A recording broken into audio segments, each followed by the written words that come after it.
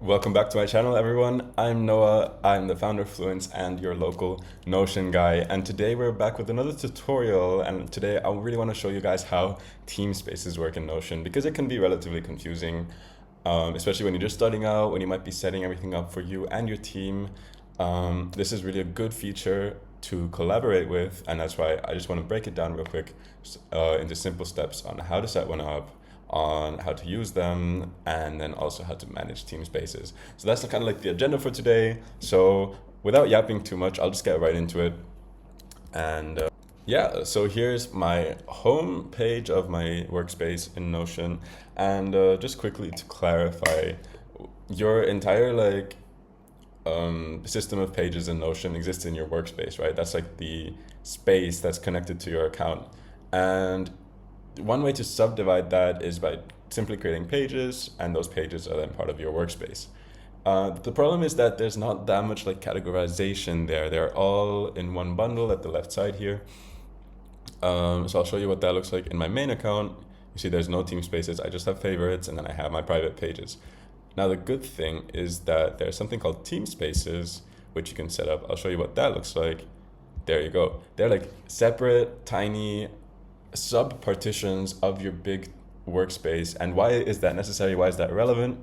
Well, firstly, if you're working as a business with multiple different departments, it's great if you can like sub-segment your business into marketing, financials, delivery, into management, into sales, because that way everyone can have their own system and their own spaces and don't get cluttered and absolutely overwhelmed with the amount of pages in your system.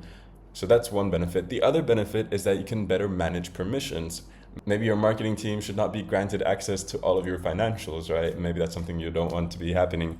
So you can easily manage permissions with Teamspaces. And now I've been talking a lot. Let's just get right into it and see how this actually works. So I'm in my Notion workspace here, and I can go into the settings and open up my team spaces. So from here, I can manage my team spaces and I can create a new one. And to create a new one, I can simply click team space here, or I can go to the team spaces, press on these three dots and create a new team space. So like, you know, there's always a million ways to do things in Notion. I'm gonna create a team space from here now and then give it a name. So this could be, for example, my financial department, or let's call it accounting. So you can give this an icon. That can be any icon here, an emoji, or you can upload your custom logo or branding or whatever you want to upload. So we'll maybe choose something that's related to finances, like a bank like this. Perfect. You can give a description too. So, you know, this is our accounting team's space, for example. And now you can give it permissions. So there's 3 levels, and then there's an extra one for those of you on the business plan, but I'll just go through these. So the default is that, you know, everyone at the Fluence Notion must be a member to be able to access this. The second one is that open. That means that anyone can see and join this team space. And then a closed one is that people can see the team space, but they can't join it without you as the admin of the workspace giving them permission to do so. You can also hide team spaces, but that's only on the business plan. So once we've set the permission, I'll make this one closed, and then we'll create that team space. It'll take a moment to set up, and now we can have a look at what that team space looks like. So it creates this automatically generated like team space home, so we can go check that out. There you go. So, you know, it gives you a bit of like just like a guideline of how to set up a team space.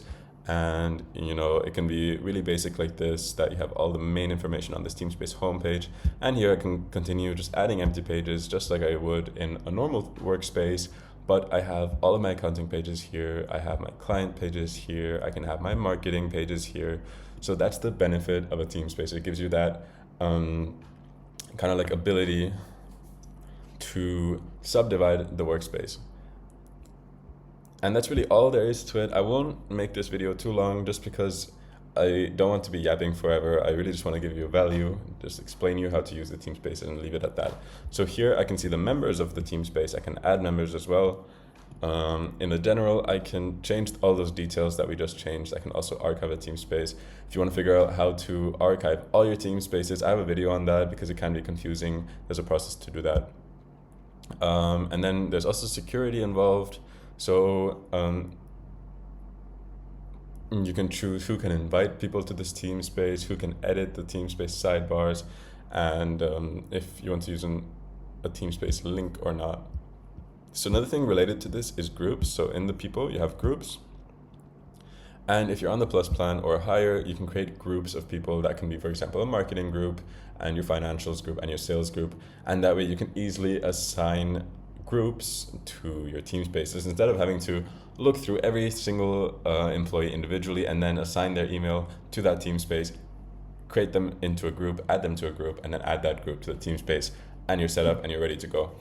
So yeah, that's basically the rundown of Teamspaces. That's all I have to tell you about them. I hope this video was of value to you, and if it was, I would really appreciate it if you just dropped a subscribe. I do Notion tutorials, Notion guides, template showcases, and everything around Notion. So if you're interested in this stuff, then yeah, just subscribe, stick around, and I'm happy to have you in the community. So I wish you a great day, and I'll see you next week again.